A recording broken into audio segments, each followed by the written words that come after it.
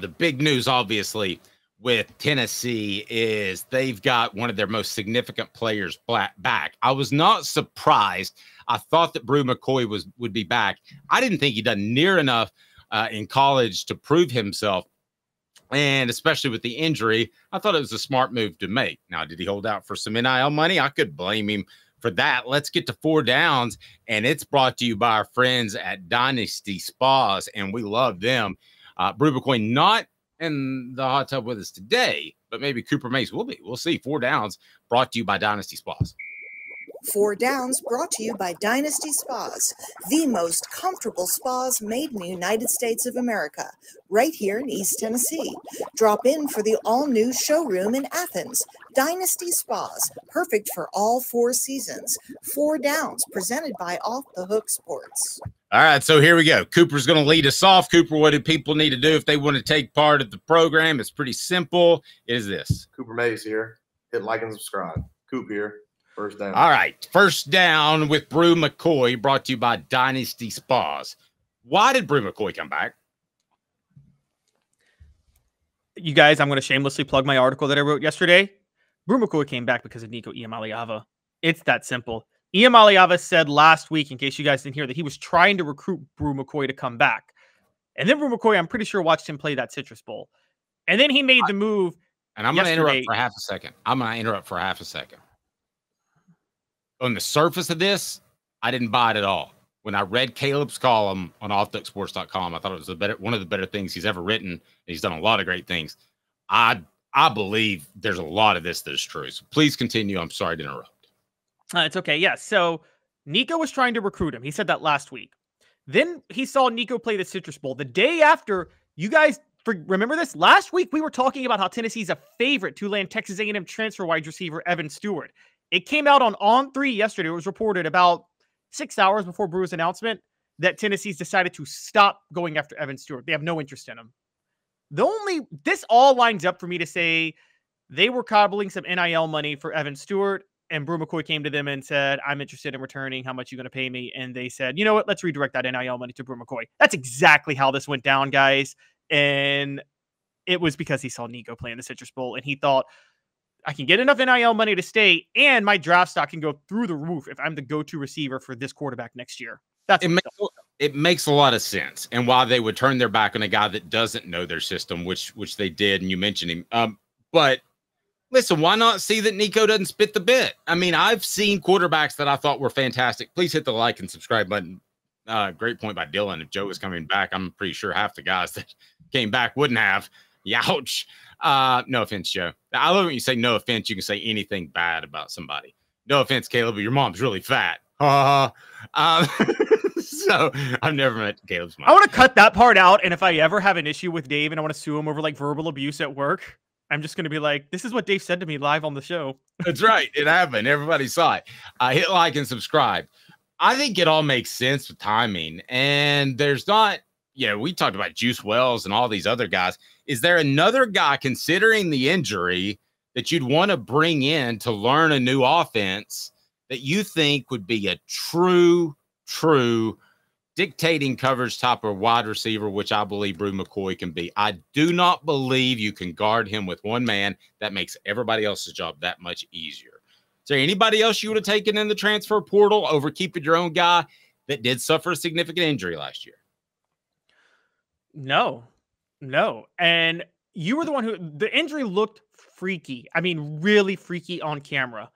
But this isn't 2002 when Willis McGahee got hurt. This is 2023, and it just seems like those type of fractures or dislocations, you can come back from them pretty easily now, right? With a year off. Lord, Aaron Rodgers might come back from Achilles tear. It's the same season.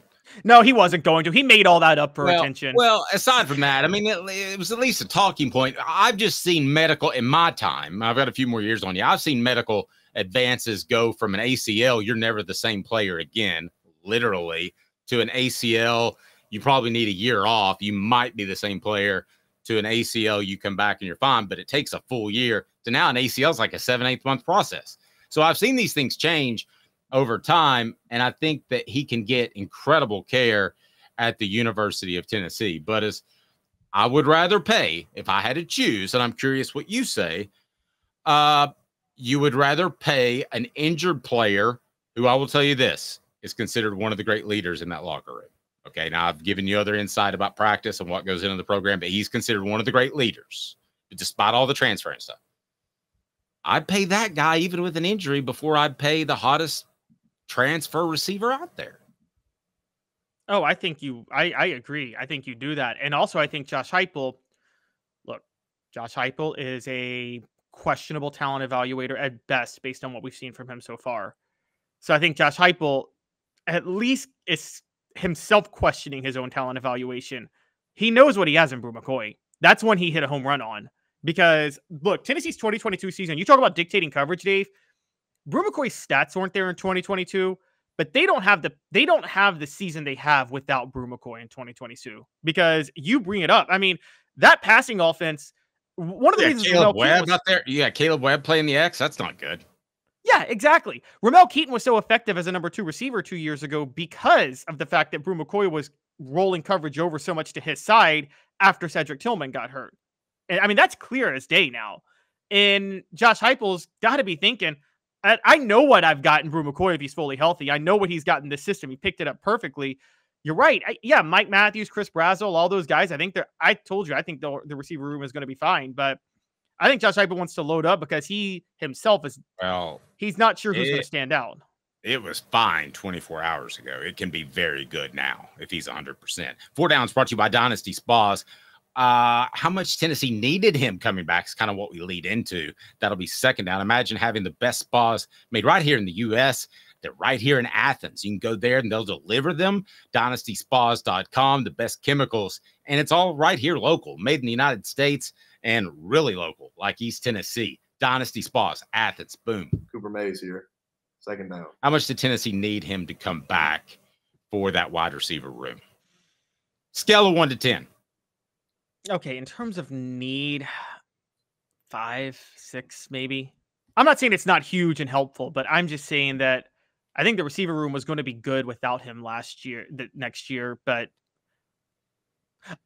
I'm about to blow you away. Can I blow you away? Because every once in a while you blow me away with like Nico's going to win 13 Heismans. So I think it's a 10. From what I hear, that he, not just physically, but from what I hear about his leadership skills, let's just say this. Cooper Mays is a huge Monsters fan. Jacob Warren is a huge Monsters fan. If everybody on your team was like those two guys, you'd have a pretty good football team, wouldn't you? That's true. You're right. So you're saying Bru is a leader. And is he this type of leader where because there's 2 type of receivers who dictate coverage, and this is a big thing. And what you're saying is a big help, I think, for Tennessee. There is the receiver who could dictate coverage, like Randy Moss, but he doesn't because Randy Moss took plays off. If the ball wasn't being thrown to him, he didn't bother to fight. Kelly Washington was that, by the way. If Kelly Washington had to block on a run play, he gave up the play beforehand because he didn't really want to block that hard and wasn't going to go all out when he wasn't having the ball thrown his way. I didn't have a problem with Kelly Washington, but I don't want to get sidetracked. But anyway, but you're saying that Bru McCoy is the guy that will go all out even if the ball's not coming his way. So defenses will have to still react no matter what. Yes. You can't cover him one-on-one.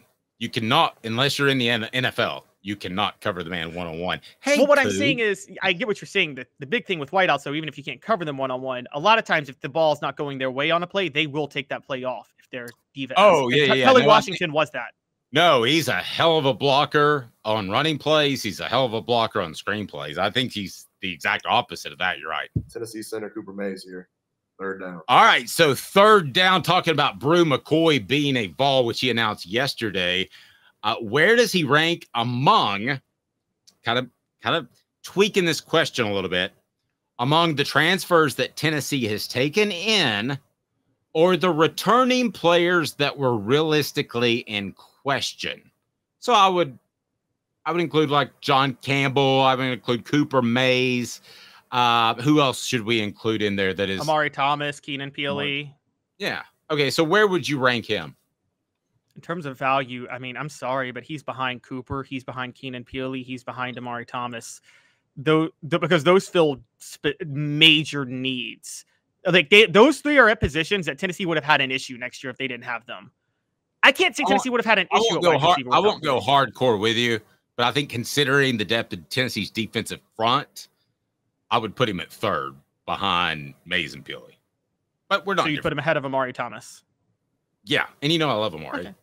So yeah. Unless he sees Senator Cooper Mays here. Fourth down.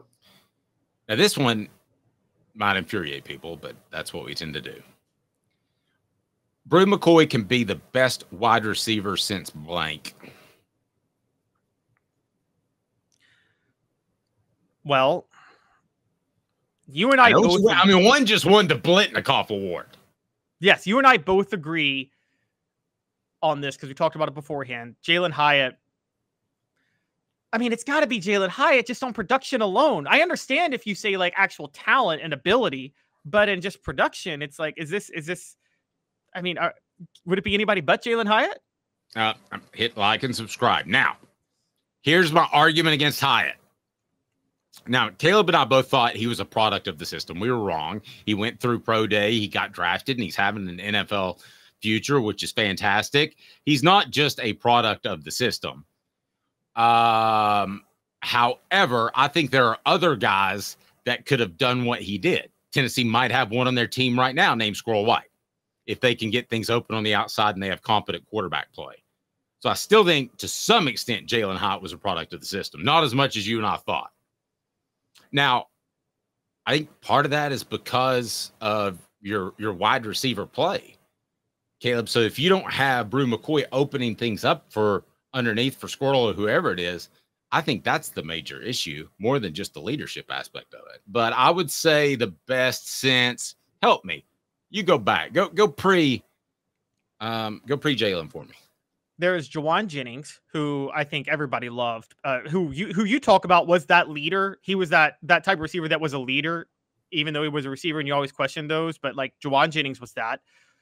Okay, now let me just tell you my vote. You name them. Jawan Jennings, Josh Malone. He's not the best they've ever had, Travis. I'm not taking Jennings because I didn't like the social media outburst. I know that's debatable, but let's move on. So the fact that you would ever disrespect Jawan Jennings covering Tennessee, okay. Jawan Jennings, and no, sorry, okay, Davis siding with Butch Jones over Jawan Jennings, guys. Just know that. I think his name's Robert Meacham. I think Orange Blood just came up with it. Robert Meacham. I mean, I think that's a good one. Cordero Patterson's not going to block on screens. He's not going to. No, he's an open space playmaker. You're right. He's not a blocker. Justin Hunter was kind of that, but he got hurt. And Derek Rogers. Robert Meacham's a good one. I think Robert Meacham's a good one. But again, Dave just said he sided with Butch Jones over Jawan Jennings, so that should tell you guys. I didn't side with Butch Jones over anything. Now you did. Yes. You don't think Jawan Jennings was right to go off on the coaching staff? Yes, I did not think that was right. I didn't think that was the right way to handle that. I'm going to stand by that. Now, he should have stripped on social media and just gone all out F you all day. Sorry, that's just me personally.